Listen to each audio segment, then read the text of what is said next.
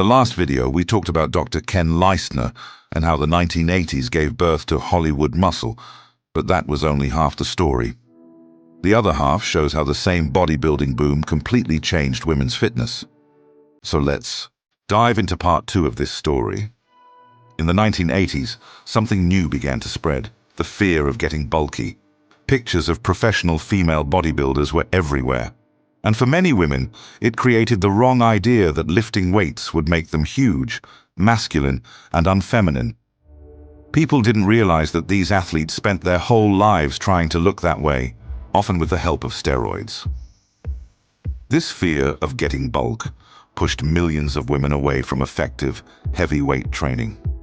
Instead, they turned to cardio or aerobics programs that did little to make them stronger. This is a clear case of looks and marketing winning out over science.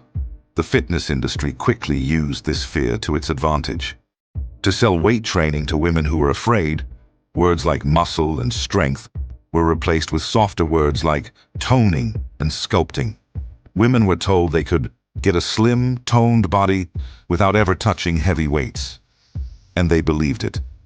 The answer to the fear of bulk was the aerobics craze, a movement led by one person, Jane Fonda. Her first workout video, released in 1982, was a huge success. It sold 17 million copies, becoming the best-selling VHS tape ever, and bringing fitness to millions of women in their own homes. Fonda created the idea of the celebrity fitness instructor, and, for a whole generation, she defined what it meant for a woman to work out. If you look at these famous workouts, you can see what they really were. They were mostly low-impact cardio routines with non-stop dance-like movements.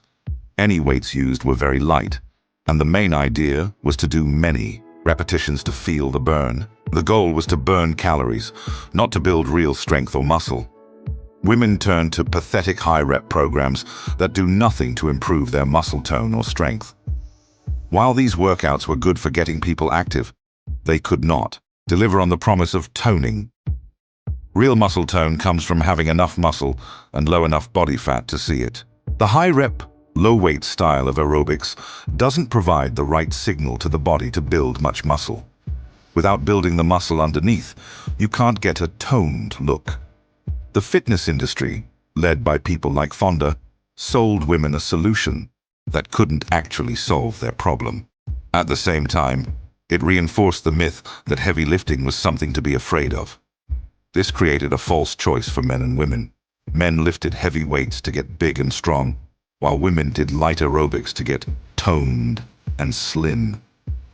The idea that women could and should do heavy lifting was lost in the mainstream. Looking back at the 1980s fitness world shows that Dr. Ken Leistner's warnings were right. The bodybuilding boom did push real strength training aside for many people. It led to athletes having Hollywood muscle that wasn't useful, and it led to women doing workouts that didn't work because they were based on fear. The strength, size idea was good for business, but it created a lot of confusion about how our bodies really work.